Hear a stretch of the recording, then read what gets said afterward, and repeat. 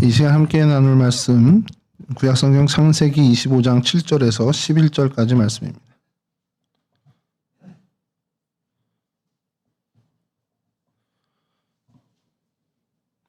창세기 25장 7절에서 11절까지 말씀 저는 한 절씩 교독하도록 하겠습니다. 아브라함의 향년이 175세라. 이에 나이가 높고 늙어서 기운이 다하여 죽어 자기 얼적에로 돌아가매 그의 아들인 이삭과 이스마엘이 그를 마므레 앞 해쪽 속 소알의 아들 에브론의 밭에 있는 막벨라 굴에 장사하였으니 이것은 아브라함이 해쪽 속에게서 산 밭이라. 아브라함과 그의 아들 사라가 거기 장사되니라. 함께 하시죠. 아브라함이 죽은 후에 하나님이 그의 아들 이삭에게 복을 주셨고 이삭은 베엘라 헤로이 근처에 거주하였더라. 아멘.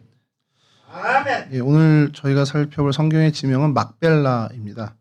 지난번 저희가 그 마므레 그리고 그 쪽을 살펴보면서 사진 한 장을 보여드린 적이 있습니다. 그래서 큰 성체 같이 생긴 그곳에 그곳이 이제 막벨라라고 약간 예고편을 좀 보여드렸는데 이 막벨라는 히브리 말로 뭐 발음은 마크벨라 이렇게 할 수 있는데 겹쳐졌다, 혹은 이중 이런 의미를 갖고 있습니다. 어원을 따져보는 이제 구약학자들은 이것이 어느 사람의 이름에서 이제 나온 것으로 이제 추정을 하고 있고요. 어쨌든 이게 거의 고유명사처럼 이제 돼버려서 막벨라 그러면 아브라함과 사라 여기가 묻힌 곳으로 이제 저희가 다 그렇게 이제 완전히 대명사처럼 돼버렸고 요 근래에 이제 지명은 현대어로 페트리아크 동굴이라고 이제 조상들의 무덤이란 조상들의 굴이라는 그런 뜻을 갖고 있는 지명이 돼버렸습니다. 그래서 위치를 먼저 좀 보여드리면 지도를 먼저 좀 보겠습니다. 첫 번째 지도 보면 예루살렘에서 남쪽으로 베들레헴 그 밑으로입니다. 이제 지도가 익숙하신 분은 저기는 대충 어디겠네라고 하실 거예요. 그러면 다음 지도를 보시면 그 생각이 맞습니다. 헤브론 바로 옆입니다. 그러니까 헤브론 지경이라고 보시면 되고요. 그 헤브론이 예전에 이름 뭐 기럇 아르바 뭐 이런 이름들을 갖고 있는 그런 곳이 계속 뭐 이름은 좀 바뀌지만 이 아브라함의 주된 근거지가 된 곳이고 결국엔 저희로 치면 이제 선산이죠. 아브라함의 선산이 이제 여기에 갖춰지게 됐다라는 겁니다. 그런 의미에서 막벨라 이 지역이 좀 의미를 갖고 있고요. 이 막벨라가 처음에 이제 성경에 등장하게 된 것은 결국 사라의 그 아브라함의 아내 사라가 죽는 그 장면에서 시작이 됩니다. 그래서 아브라함 이 막벨라 이제 성경적인 배경을 찾아보면 창세기 23장에 사라가 이제 죽는 장면인데 창세기 23장 1절입니다. 사라가 127세를 살았으니 이것이 곧 사라가 누린 횟수라. 이제 사라가 죽게 됐다라는 것을 성경에서 언급하고 그렇게 되면은 이제 무덤을 찾아야 되는데 그 무덤을 찾는 과정에서 이 막벨라의 밭이라고 하는 사실은 처음에 막벨라 굴이라기보다는 밭이 먼저 등장을 하죠. 그래서 창세기 23장 7절에서 9절에 이제 등장을 합니다. 제가 읽어드리겠습니다. 아브라함이 일어나 그 땅 주민 헷 족속을 향하여 몸을 굽히고 그들에게 말하여 이르되 나로 나의 죽은 자를 내 앞에서 내어다가 장사하게 하는 일이 당신들의 뜻일진데 내 말을 듣고 나를 위하여 소알의 아들 에브론에게 구하여 그가 그의 밭머리에 있는 그의 막벨라 굴을 내게 주도록 하되 충분한 대가를 받고 그 굴을 내게 주어 당신들 중에서 매장할 소유지가 되게 하기를 원하노라 하매. 이제 사라의 죽음을 맞이하고 이제 장사를 치를 무덤을 찾고 있었습니다. 그리고 이곳 막벨라 밭 안에 그 초입에 있는 굴이 적당하다고 생각을 해서 그 땅의 소유주인 이 에브론에게 공개적으로 구매 의사를 밝힌 겁니다. 팔라고 하는 아브라함에게 이 에브론이 어떤 반응을 보이는지 이 부분에 대해서 저희가 조금 이제 언급할 필요가 있는데 창세기 23장 10절에서 11절입니다. 에브론이 헷 족속 중에 앉아 있더니 그가 헷 족속 곧 성문에 들어온 모든 자가 듣는 데서 아브라함에게 대답하여 이르되 내 주여 그리 마시고 내 말을 들으소서. 내가 그 밭을 당신에게 드리고 그 속의 굴도 내가 당신에게 드리되 내가 내 동족 앞에서 당신에게 드리오니 당신의 죽은 자를 장사하소서. 요렇게 이제 반응을 합니다. 그러니까 이거 내가 사겠습니다. 이제 공개 구매 의사를 밝혔더니 이 에브론이 그렇게 하지 말고 내가 이거 당신 무상으로 줄 테니 거기에 이제 장사를 치르십시오라고 이제 제안을 합니다.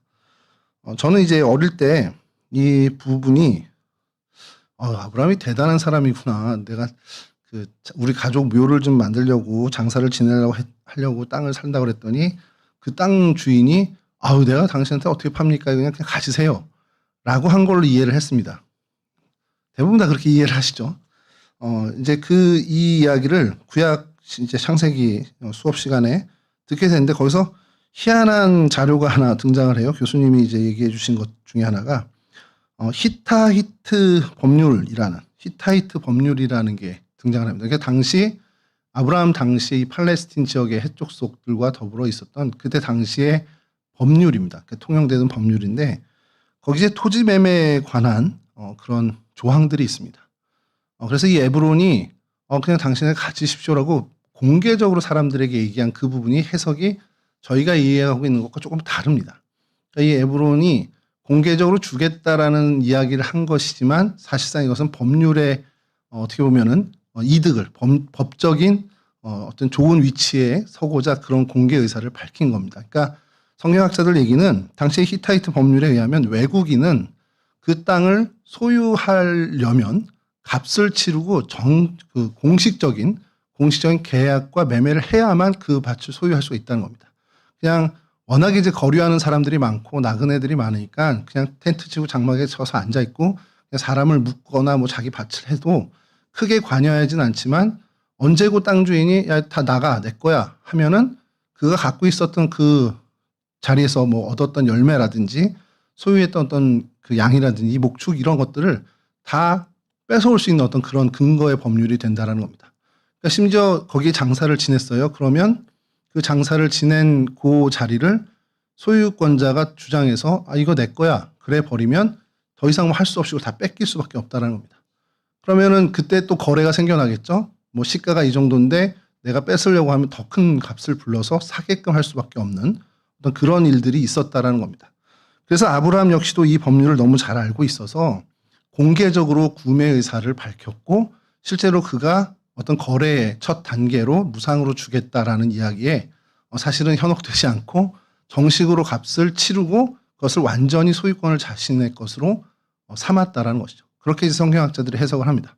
근데 이게 굉장히 큰 의미를 갖는 게 이제까지만 해도 아브라함은 땅을 소유하고 있지 않았습니다.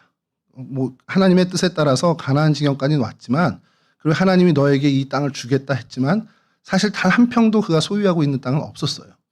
그리고 이제는 그 땅을 실제로 소유하게 된 것이죠. 이게 그래서 아브라함의 그 신앙과 이스라엘 민족에게 굉장히 중요한 사건 중에 하나로 볼 수 있습니다. 그만큼 의미가 있는 거죠. 아브라함이 첫 번째 정착이라기보다 소유하게 된 그러한 땅이라는 겁니다. 그리고 이것이 그 가문의 선산으로 자리 잡게 되죠. 우리가 잘 알고 있듯이 이 땅이 아브라함이 값을 치르고 실제로 그 이후의 후손들에게 선산의 역할을 하게 됩니다.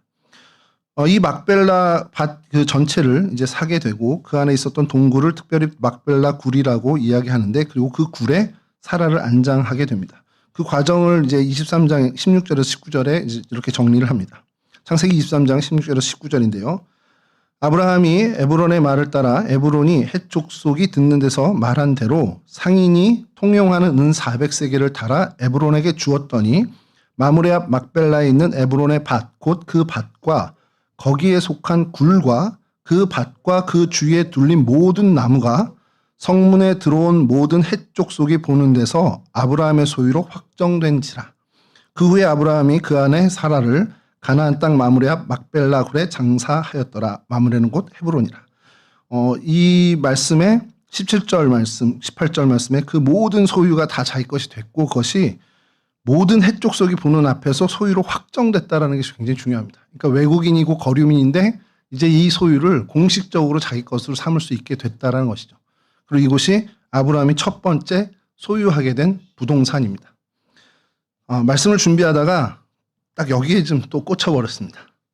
도대체 여기가 얼마나 좋은 땅이길래 물론 헤브론 인근이고 아브라함이 계속 그 장막을 치고 거주하던 곳이고 하나님을 예배하던 곳이니까 이곳에서 괜찮은 땅을 찾아서 선산으로 만든 것이겠죠. 그 좋은 땅이었고 여기를 사기 위해서 공개적으로 거래의 희망을 했고 그리고 또 모든 사람들 앞에서 사실상 그것을 이제 얻게 됐습니다. 그래서 이게 성경에 나타나는 첫 번째 부동산 거래인데 그래서 제가 여기 좀 꽂히다가 이렇게 저렇게 하다 도대체 얼마에 샀고 이 은 400세겔은 얼마 정도야 그래서 좀 찾아봤죠. 첫 번째 사진 보여주시면 1세겔이 20게라입니다. 그래서 한 11.4g 정도 되는데 이 은 1세겔이 성경의 데나리온 뭐 드라크마까지 다 환산을 해보면 약 4일치 품삯이 됩니다. 한 데나리온 그러니까 4드라크마 정도 되고 4데나리온 정도 되니까 4일의 품삯입니다. 그래서 오늘날로 치면 8만 원을 잡으면 32만 원, 10만 원을 잡으면 40만 원 정도가 됩니다. 다음 거 보여주시면요. 아브라함이 지불한 금액이 은 400세겔입니다. 상인의 세겔이라고 하는 것은 일반적인 통용 세겔입니다. 뭐 성전에서 쓰거나 어디에 쓰는 특수한 세겔이 아니라 일반적인 거래 때 쓰이는 세겔이 400세겔. 그럼 400세겔이면 아브라함이 400세겔을 지불했죠. 다음 사진 보여주시면 아까 말씀드린 것처럼 은 11.4g에 400세겔이니까 4,560g입니다. 꽤 그래도 제법 나가죠. 그리고 다음 사진 보여주시면 11.4g이 4일 품삯이고 400일을 곱하면 1600일 품삯이 됩니다. 1600일이면 한 4년 반 정도 되죠. 큰 돈입니다. 큰 돈입니다. 자, 그래서 다음 사진 보시면 현재 시세로 8만 원으로 치면 1억 2,800만 원이고 10만 원으로 치면 1억 6천만 원에 산 겁니다. 예, 장지를 이렇게 선산을 산 거예요. 와, 크다 생각하시죠? 저는 여기 막 계산하다가 이렇게나 비싸라고 생각을 했는데 자, 그 막벨라 굴을 따져보면서 구글 지도에서 면적을 찾고 해봤습니다. 예, 그럴 수도 있습니다. 다음 사진 보여주시면 현재 시세로 1억 2,800에서 1억 6천만 원 정도로 잡고 막벨라 굴 오늘 저희가 계속 사진으로 볼 텐데 거기를 환산하면 1,500제곱미터입니다. 3,200평 정도 됩니다. 평당 4만 원에서 5만 원입니다. 얼마 안 가죠? 4만 원, 5만 원 땅이 그러니까 오늘로 치면 4만 원, 5만 원 땅이니까 별거 아닌데 당시에 4만 원, 5만 원 가치면 엄청난 가치긴 하죠. 여하튼 이렇게 혼자 꽂혀가지고 또 이렇게 며칠을 또 이렇게 계산해보고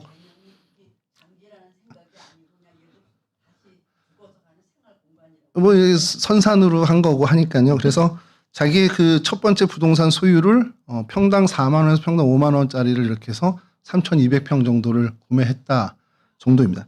사실 이건 저희가 오늘 말씀 나누려고 하는 핵심은 아니고요. 그냥 하다 보니 이 정도. 저는 이제 여기서 여러분께 말씀을 드리고 싶은 게 막벨라 굴이라고 해서 그 어떤 언저리에 있는 굴이 아니라 3,200평 정도 되는 그 땅이라는 것을 좀 기억해 줬으면 하는 마음에서 오늘 좀 말씀을 드렸고요. 자, 이곳에 그래서 어떤 일이 이후에 벌어지냐. 창세기 35장 29절입니다. 이삭이 나이가 많고 늙어 기운이 다음에 죽어 자기 열조에게로 돌아가니 그의 아들 에서와 야곱이 그를 장사하였더라. 성경에 이삭이 죽은 다음에 에서와 야곱이 와서 장사를 했습니다. 근데 어디에 장사했다라는 것이 나오지 않습니다. 제가 좀 이상한 말 했나요? 어디 장소는 안 나와요. 자, 그런데 창세기 49장 31절입니다. 아브라함이 그의 아내 사라가 거기 장사되었고, 그러니까 아브라함과 그의 아내 사라가 거기 장사되었고, 이삭과 그의 아내 리브가도 거기 장사되었으며, 나도 레아를 그곳에 장사하였노라. 여기서 성경 퀴즈를 저희가 드리면, 우리 지난주에 우리 동대문 지방 성경 골든벨을 했거든요. 제가 정말 반성을 많이 했습니다. 우리 초등학생 애들이 성경을 맞추는데요. 오늘 이것까지 얘네들이 안다고? 물론 이제 예상 문제를 주고 그 150문제 정도에서 내긴 했지만 그 150문제를 그래도 2, 3주 안에 이 친구들이 이렇게 다 맞춘다는 것. 이게 너무너무 제가 신기할 정도로 잘하는 거예요. 그리고 우리 유반희 장로님이 안 오셔야 되는데 오늘 오셔가지고 우리 호찬이가 5등을 했습니다. 그래서 연회 성경 골든벨 대회에 나가는 참가 자격이 주어졌습니다. 그 아이들의 성경 맞추는 거 보면서 제가 깜짝 놀랐거든요. 그래서 이 성경을 내가 더 읽어야 되겠구나라는 생각을 했는데 여기서 여러분들에게 그럼 퀴즈를 내면 이 49장 31절 문장을 좀 읽어보시면 누가 한 말인가요? 예, 그렇죠. 나도 레아를 거기 보면 야곱이 한 말입니다. 야곱이 아까 말씀드린 창세기 35장에서 그의 형 에서와 아버지 이삭을 장사를 지냈습니다. 어디라고 장소는 안 나오는데 창세기 49장에 와서 그가 증언을 하기를 이 아브라함과 그러니까 할아버지 할머니 거기 묻혔고 내 아버지와 어머니도 거기 장사되었고 나도 내 아내 레아를 거기에 장사했다라는 겁니다. 그러니까 아버지 이삭도 이 막벨라 굴에 장사를 했다라는 거죠. 그럼 이제 우리가 쉽게 생각하는 건 이 막벨라 굴은 결국 아브라함도 사라도 이삭도 리브가도 그리고 레아도 그곳에 장사가 되었고요. 그 다음에 창세기 50장 12절에서 13절입니다. 야곱의 아들들이 아버지가 그들에게 명한 대로 그를 위해 따라 행하여 그를 가나안 땅으로 메어다가 마므레와 막벨라 밭 굴에 장사하였으니 이는 아브라함이 해쪽 속 에브론에게 밭과 함께 사서 매장지를 삼은 곳이더라. 예, 야곱도 그곳에 매장이 됩니다. 그러니까 우리가 잘 알고 있는 족장들이 이곳에 부부가 다 매장이 된 거죠. 이 부분을 좀 나중에 또 기회가 있으면 또 한번 저희가 좀 다루길 아마 될 것 같은데요. 이게 꿈 같은 얘기인데 그렇게 되면 너무 감사하겠죠. 여하튼 이 야곱의 가족이 애굽으로 이주하고 나서 사실 거기에 이제 뭐 친인척이 남았는지 모르겠습니다만 이 야곱의 가족은 안 남아 있어요. 헤브론 땅에. 근데 여전히 그 굴은 그들의 선산으로 인정받게 됐다라는 거. 그게 아까 말씀드린 히타이트 법률 때문에 누구도 그것을 건들지 못하는 상황이 됐다라는 걸 성경학자들이 또 해석을 합니다. 그래서 그 부분에 대해서 나중에 또 저희가 기회가 되면 그 부분을 좀 더 했으면 좋겠고, 이 기록이 왜 그러냐면 족장들이 다 묻혔잖아요. 그러면 자연스럽게 그 다음 족장인 유다든지 요셉이든지 뭐 다른 형제들은 둘째치고 이 둘 중에 하나는 거기에 묻혔지 않았을까라는 생각을 저희들이 이제 자연스럽게 하게 될 텐데, 요셉은 정확히 여호수아 24장 32절에 세겜 땅에 묻혔다고 성경에 기록이 되어 있습니다. 그래서 세겜 지금 나블레스라는 곳에 가면 요셉의 무덤이 지금도 기념 성지로 되어 있죠. 그런데 이게 조금 좀 다른 건데, 위경 중에 12족장 유언이라는 책이 있습니다. 거기에는 이 요셉 역시도 이후에 헤브론으로 이장이 된 걸로 기록이 됩니다. 이게 성경엔 그렇게 되니까 이게 위경이니까 맞는지 아닌지는 모릅니다. 그래서 그러면 이 막벨라 굴 이 기념 성지에 요셉의 묘도 있지 않을까라고 하는데 현재까지는 요셉의 묘는 없습니다. 그러니까 요셉을 기념할 만한 그 장지는 없고요. 근데 이제 그렇게 주장하는 일부의 학자들이 있고, 아직 유대교에서도 또 이슬람교에서도 정확히 이것을 인정하지는 않고 있는 상황입니다. 뭐 요건 그렇게 중요하지 않은데요. 그 다음에 뭐 여러 이제 이후에 요세푸스의 그 기록에도 또 제롬의 기록에도 계속 이 막벨라 굴에 대한 기록이 나오는데, 그러니까 구약의 여러 이제 성지들이라고 하는 유적지 중에 이 막벨라 굴만큼 확정적인데도 드물 정도로 아주 거의 확정시되는, 여기가 막벨라 굴이었어라고 하는 곳이 좀 드물죠. 어디는 추정하는 데가 좀 많은데 여기는 거의 99.99% 이곳이다라고 확정이 돼 있는 상태입니다. 이후에 무슨 많은 고고학 증거들이 이렇게 쭉 있는데요. 뭐 1917년에 한 영국 장교가 우연하게 발견한 그 부분들이 이제 좀 고고학적으로는 성과지만 이미 이전부터 뭐 예수님 시대 때부터 이곳은 막벨라굴이라는 게 너무 명확해서 고고학적으로 크게 어떤 반전을 일으킬 만한 어떤 그 발견은 사실 없었고, 막벨라굴에 터가 있으니 그곳에 이제 기념적인 어떤 건축물을 짓고 그 다음 세대가 뭐 증축을 하고 또 개축을 하고 막 그렇게 이제 세월이 가면서 지금 이제 좀 이후에 보실 사진 그 모양으로 지금 이제 갖춰졌는데, 그것이 바로 헤롯 왕 때 갖춰진 모습이 그대로 지금 보존이 되고 있습니다. 물론 이제 조금씩 보존은 했죠. 그것을 보면 다음 사진 보여주시죠. 지난번에 한번 예고편으로 좀 보여줬던 그 성체인데요. 예. 성입니다. 헤롯 왕이 건설한 막벨라굴 기념 성체죠. 이 다음 사진 보여주시면 해마다 이런 행사들이 있어서 저 성체까지 올라가는 그런 곳이고요. 전에 한번 저희가 말씀드렸지만 헤브론이 그 웨스턴 뱅크니까 그 서한 지구에 있기 때문에 팔레스틴 사람들하고 이스라엘 사람들하고 같이 지금 공용해서 나누어서 지금 그렇게 차지하고 있는데, 이 성체도 되게 독특한 경우입니다. 그래서 성체의 반은 아랍에서, 그러니까 팔레스틴에서 관리를 하고 반은 이스라엘 국가죠. 유대인들이 관리를 합니다. 그래서 그 안에 유대인 회당도 있고 반쪽엔 모스크가 있죠. 그 회교 사원이 있죠. 그렇게 지금 나눠진 상태입니다. 이런 모습을 갖고 있고요. 밤에 찍은 사진인데요. 다음 사진 보여주시면 예, 지금도 많은 행사들이 있다고 해요. 그래서 현재 이스라엘 사람은 모스크 지역, 아랍 팔레스틴 지역에 이 성체를 출입을 할 수가 없습니다. 엄격하게 제한을 하고 있고 또 팔레스틴 사람들 역시도 이 유대인이 관할하는 지역에 엄격하게 검문을 해서 들어가지를 못합니다. 근데 이제 홍순아 목사님은 한국인이다 보니까 이곳도 들어가고 저곳도 들어가고 그것을 이제 영상에서 너무 감사하다고 이제 표현을 하시는 거죠. 내가 한국인이라 다 볼 수 있어. 그러면서 너무 감사해 하시는데 그 자료도 좀 몇 개 이제 가져오긴 했습니다. 자, 그래서 낮에 본 요 성체를 하나 띄워드릴 텐데요. 예, 저 위에 있는 깃발 좀 보이십니까? 예, 저희 어디 깃발이죠? 예, 이스라엘의 다윗의 별입니다.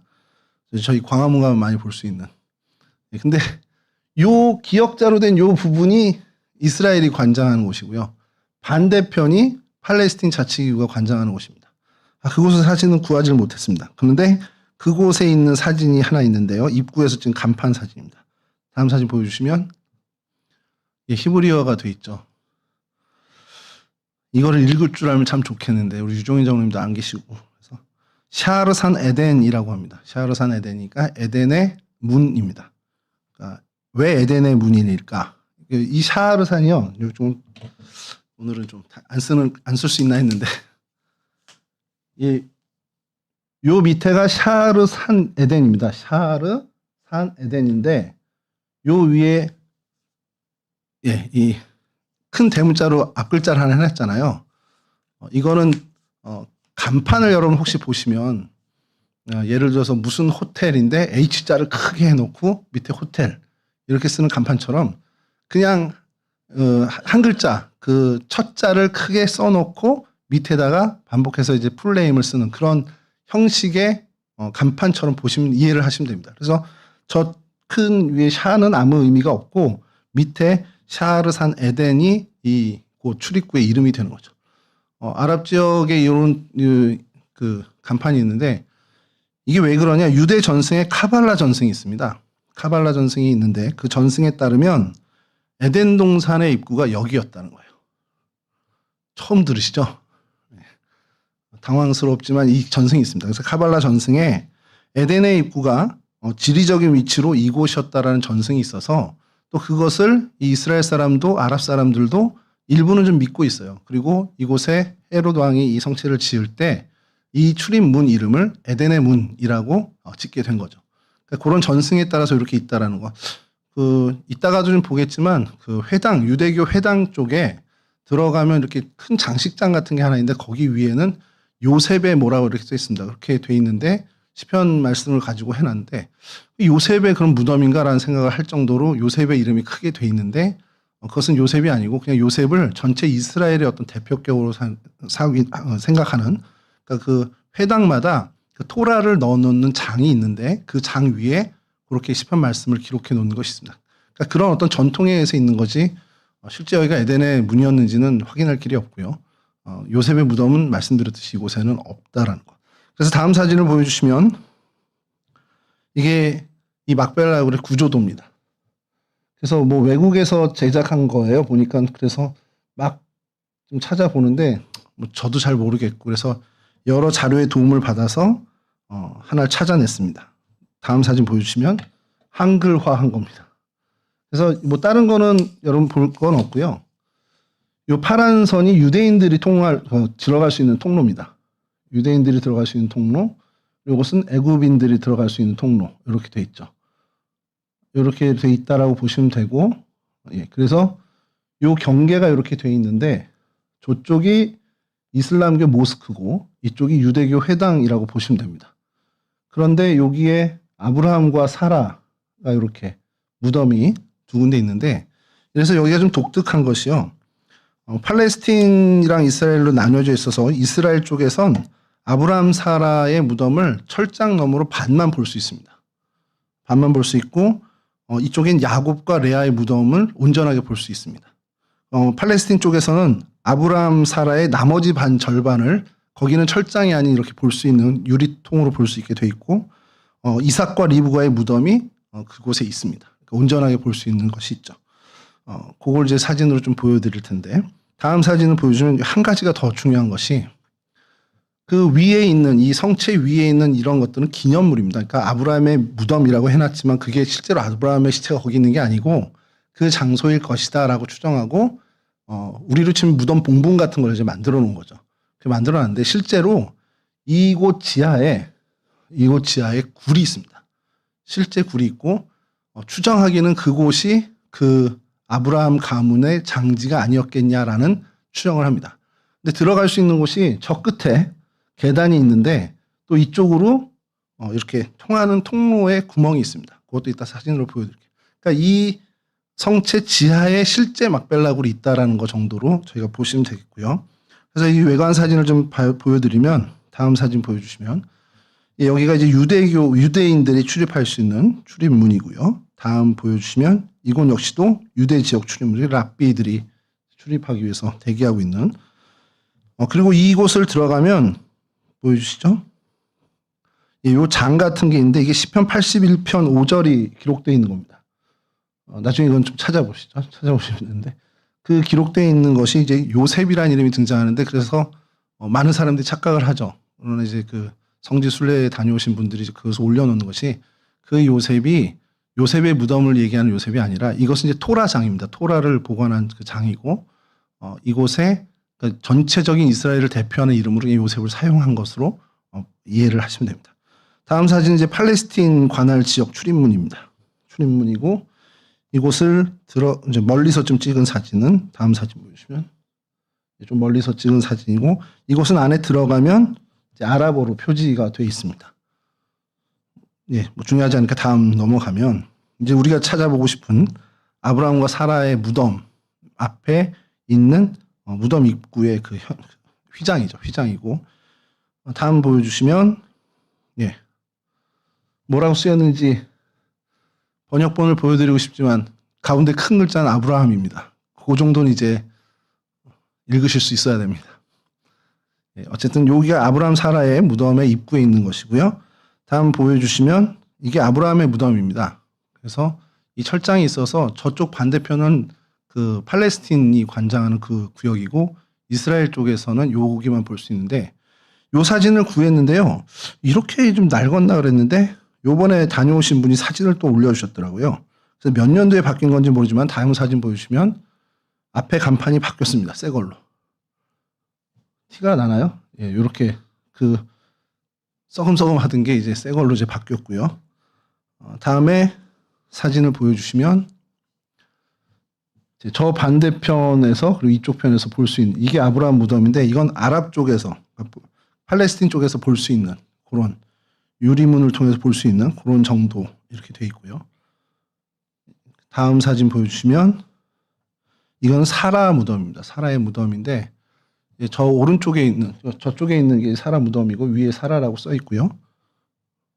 뭐 외부에서 좀 귀한 손님이 오셨는데 저분이 히브리어를 잘 하시는 분입니다. 그래서 제가 지금 거짓말을 못해요. 그래서 히브리어를 다 읽고 계시기 때문에 예, 그 사라고 이걸 가까이서 보시면 여기 역시도 옛날 간판이 있습니다. 사라의 무덤이라고 되어 있는 옛날 간판이 있는데 우리 어머니 사라 이렇게 되어 있는데 이걸 이제 새로운 간판으로 바꾼 사진이 다음 사진 보시면 예, 아브라함 거 바꿀 때 같이 바꾼 것 같아요.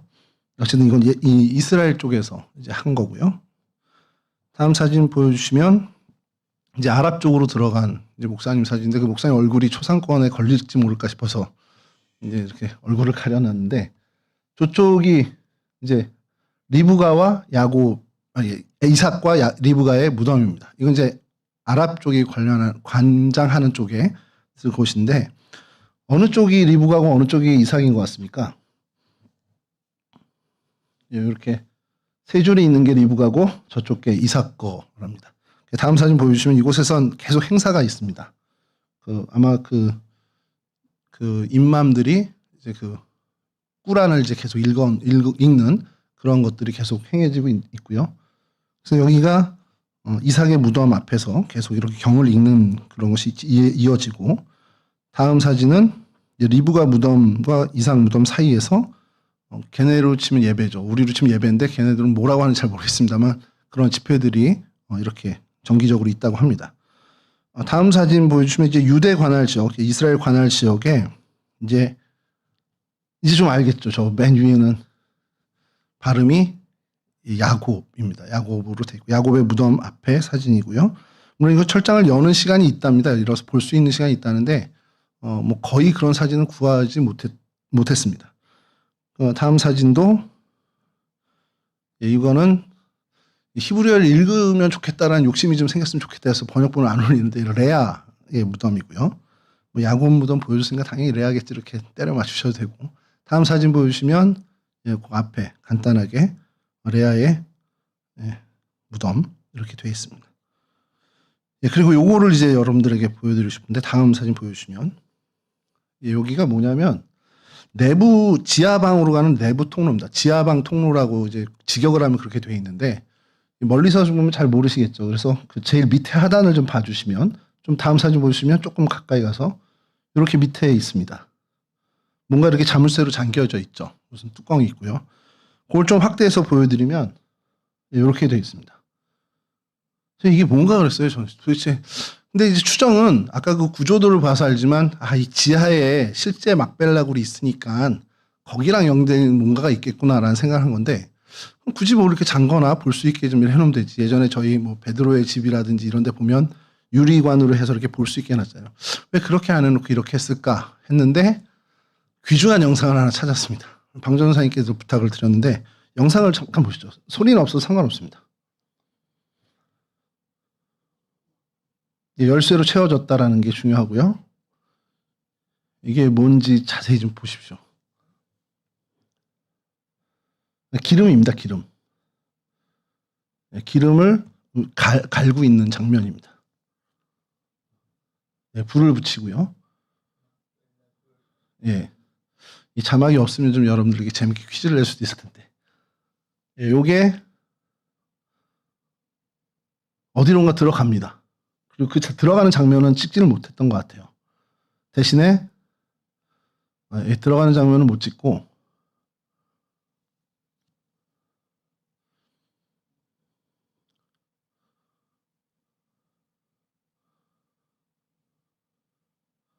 이제 나오는 장면만 찍은 겁니다. 아까 그 등불을 안에다 넣는 거예요. 그리고 꺼내서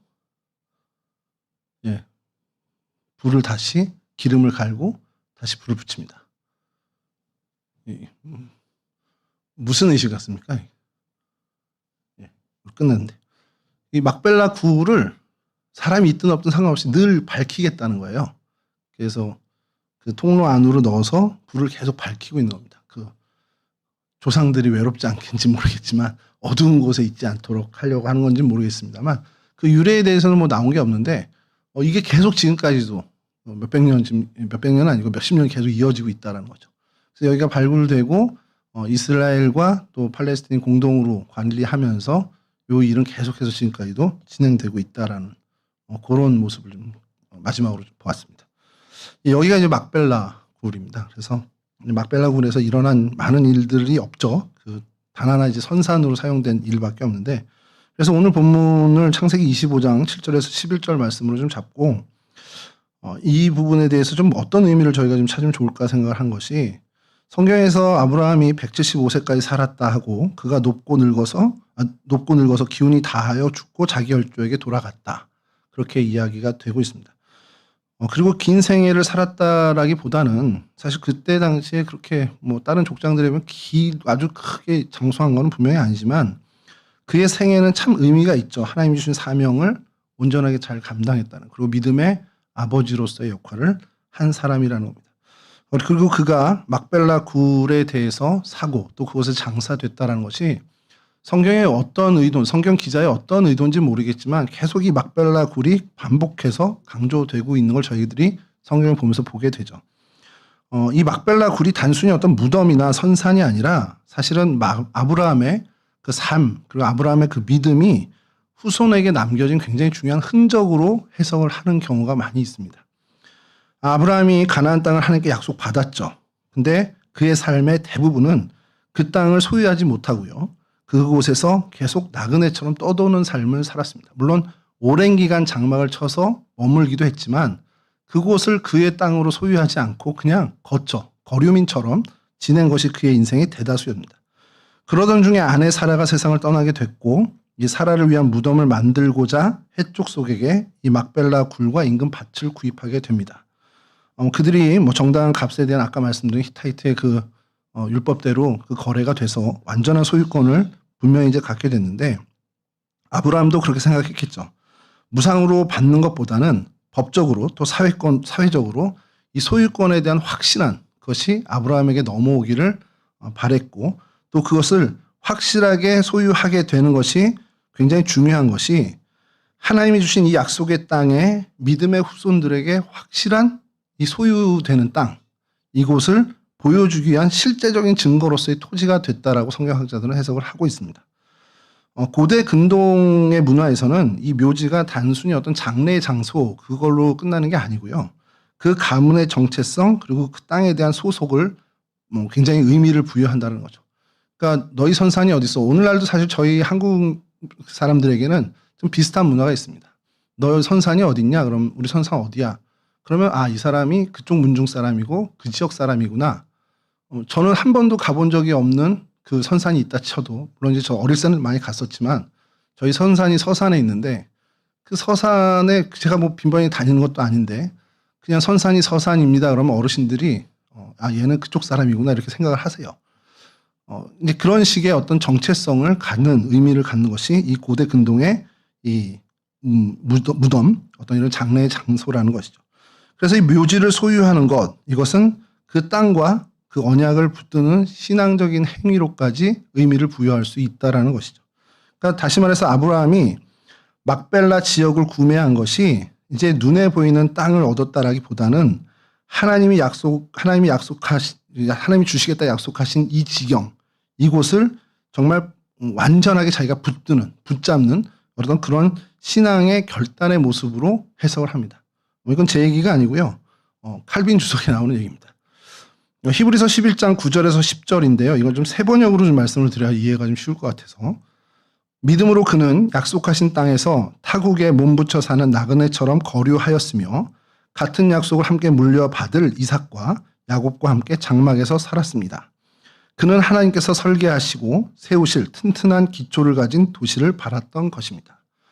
그는 이제 그것의 거류민으로 살았다는 거죠. 거류민으로 살았고 사실 그 땅이 물리적으로 자기가 가져야 되는 건 중요한 것이 아니라 하나님의 약속이 더 중요한 사람이었는데 그 약속, 하나님의 약속을 자신이 이제 죽으면 그 믿음을 이어받을 후손들을 위해서 어떻게 보면 눈에 보이는 그 증거로서 이 토지를 남겨야겠다라는 결단을 했다라는 거죠.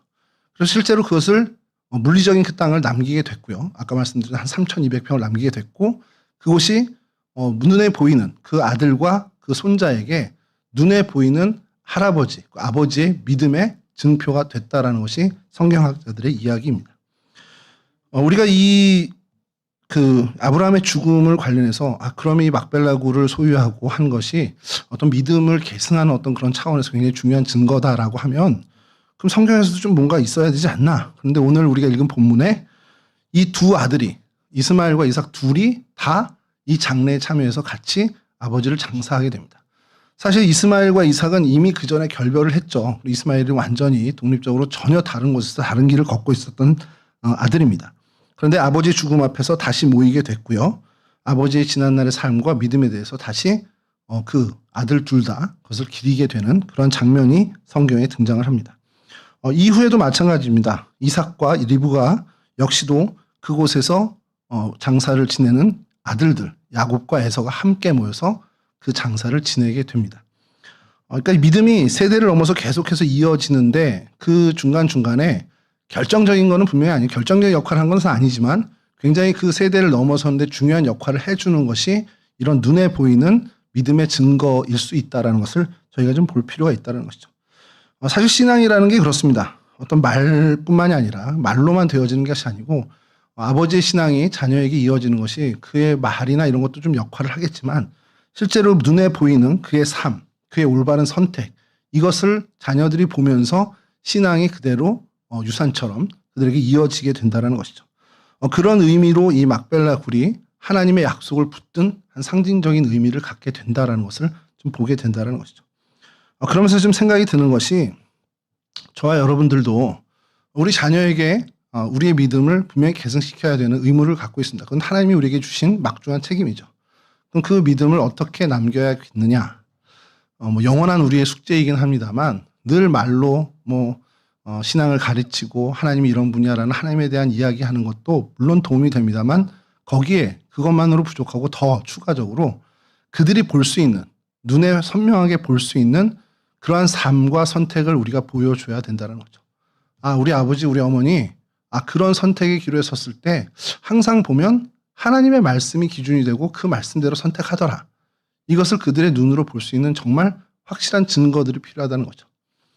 우리 아버지 아브라함 보니까 하나님이 약속해서 이 땅을 주겠다고 했는데 그냥 이렇게 다니시다가 어느 날 보니까 진짜 이 땅에 정착하실 마음이 있었는지 그 3,200평을 딱 사시던데 라는 그러한 어떤 행동, 그런 결단을 볼 수 있어야 한다라는 것이죠. 물론 이제 하나의 땅으로 이제 상징되겠지만 오늘 이 본문을 읽는 저희들에게는 적어도 우리가 우리 자녀들에게는 내가 말로만 남기는 것이 아니라 그렇다고 말을 안 하는 게 중요하다가 아니고 또 말이 필요 없다라는 얘기가 아닙니다. 끊임없이 하나님의 말씀을 들려주고 하나님의 뜻을 일깨워주는 우리의 언어가 필요합니다만 거기에 더해져서 우리의 삶의 모습, 말로 표현하지 않더라도 우리의 삶의 그 모습, 특별히 선택의 기로에 섰을 때 우리의 선택의 기준이 하나님의 말씀이 되더라, 말씀의 정신이 되더라, 이것을 우리의 자녀들이 볼 수 있게 해야 한다는 것이죠. 예를 들어서 그 자녀들이 있습니다. 자녀들이 있는데 어디 무슨 뭐를 신청을 하면 얼마를 이제 받을 수 있는 그런 복지 시스템이 있어요. 근데 이미 나이가 지났어. 그러니까 큰애가 작은애 이름으로 그럼 내가 동생 이름으로 넣어서 내가 받아야지. 그런 얘기를 했어요. 그럼 엄마 아빠가 아이고 잘했다. 지혜로운 녀석. 이렇게 칭찬을 해주면 걔는 앞으로 어떻게 살겠습니까? 그냥 자기에게 유리한 편법들은 계속해서 정말 사냥하듯 찾아서 할 수도 있습니다. 근데 그때에 그거 정당한 방법 아니잖아.